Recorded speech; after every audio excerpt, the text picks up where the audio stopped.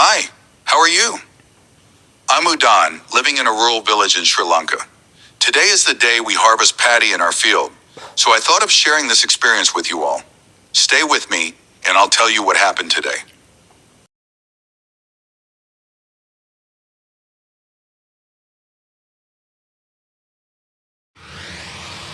Alright, this is our paddy field.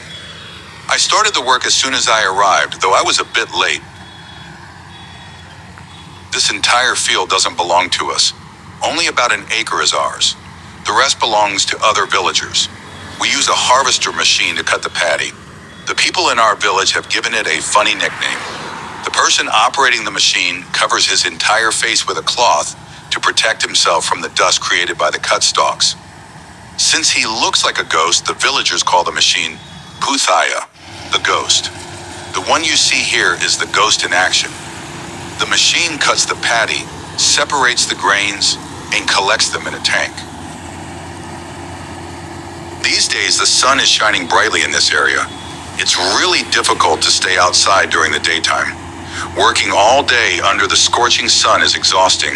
However, this harvest is essential for our meals in the coming months, so it must be done. We planted this paddy 4 months ago. Since then, we have carefully provided the necessary fertilizer and water on time. We have also monitored the field daily to ensure a successful harvest. In the past, the entire village would come together to harvest the paddy manually.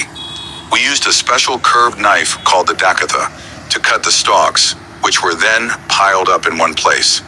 After that, a tractor would be used to thresh the paddy, separating the grains from the stalks due to the weight and pressure. This process would take about 2 to 3 days to complete. However, in recent years, people have become accustomed to using harvester machines for this work. In reality, when modern technology is integrated into farming, productivity significantly increases. We get water for our paddy field from a reservoir located on the other side. One day I'll show you our reservoir. It's really beautiful. In the past, we used to bathe in the reservoir every day. The water in the reservoir comes from rainfall, but it doesn't rain every day. There are only 2 rainy seasons in a year, known as the northeast monsoon and the southwest monsoon. Our village gets the most rain during the northeast monsoon, which lasts from October to early January. The reservoirs are built by redirecting rainwater that flows through streams and canals. Each reservoir supplies water to a surrounding paddy field. There are about 4 or 5 reservoirs in our village. I'll show them to you in the future. Whenever we get a break, we go there to swim and have fun. We dive in and enjoy the cool water. When we want to relax with friends, we sometimes visit a beautiful reservoir or canal to hang out, eat, and enjoy ourselves. No one here restricts us from doing so. Once a certain amount is gathered, we transfer it into sacks. Here you can see the sacks being filled.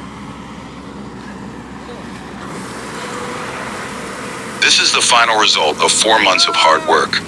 Rice is the staple food of Sri Lanka. We eat rice for all 3 meals of the day, along with vegetables, meat, fish, eggs, and other side dishes.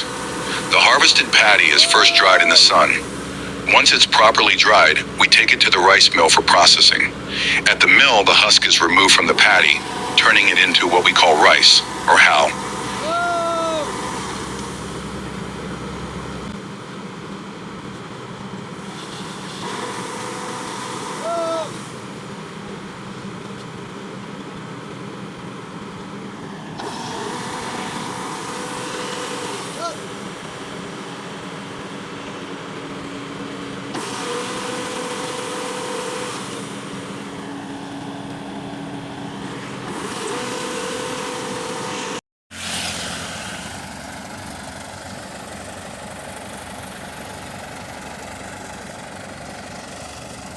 Once we finished harvesting, the operator was ready to leave. My younger brother paid him his due fee. The machine is transported away by attaching it to a tractor. After harvesting, the rice grains need to dry properly. We spread them on the roadside to let them dry in the sun. All the farmers in our paddy field harvest on the same day. We schedule it together. Harvesting on the same day has its advantages. If someone delays, their crop might suffer more pest damage. Also, we have elephants in this area. They often destroy our crops, so delaying the harvest increases the risk of elephant damage.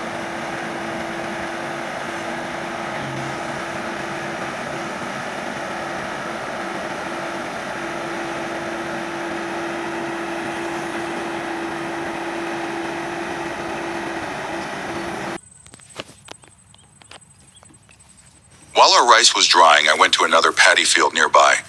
Their ghost machine had broken down, and they were struggling to fix it. They were going through a tough time trying to get their harvest done. Oh, look, a peacock. When I first saw it, it had spread its feathers beautifully, but by the time I got my phone to record it, it had folded them back. I'll try to show you a peacock with its feathers open some other day. All right, we've loaded the sacks of rice onto the tractor. I helped with that, so I couldn't record a video. Since today was harvest day, everyone is happy. Now it's time to head home. I'm just a simple man living in a remote village in Sri Lanka. My village is beautiful. I'll keep sharing my experiences with you all, so stay with me. Let's talk more soon. Bye.